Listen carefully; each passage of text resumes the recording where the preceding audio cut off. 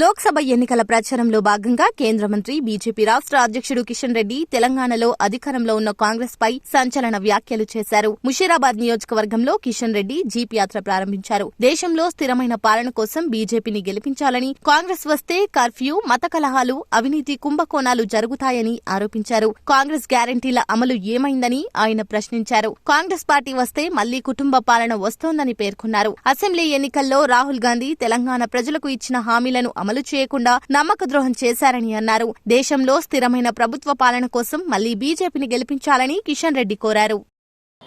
ఈ రోజు దేశంలో గెలిచేది 140 కోట్ల మంది ప్రజల ఆశీస్సులతో నరేంద్ర మోడీ గారే. దేశానికి ప్రధానమంత్రి అయ్యేది నరేంద్ర మోడీ గారే. ఈ దేశానికి నరేంద్ర మోడీ గారి నాయకత్వం అవసరము. నరేంద్ర మోడీ గారి నాయకత్వంలోనే దేశం అభివృద్ధి చెందుతుంది. నరేంద్ర మోడీ గారి నాయకత్వంలోనే దేశం బాగుపడుతుంది. నరేంద్ర మోడీ గారి నాయకత్వంలోనే దేశ గౌరవం పెరుగుతుంది. నరేంద్ర మోడీ గారి నాయకత్వంలోని దేశంలో ఆధ్యాత్మికమైనటువంటి సాంస్కృతిక మార్పు వస్తుంది. కాబట్టి నేను అన్ని వర్గాల ప్రజలను కోరుతున్నాను.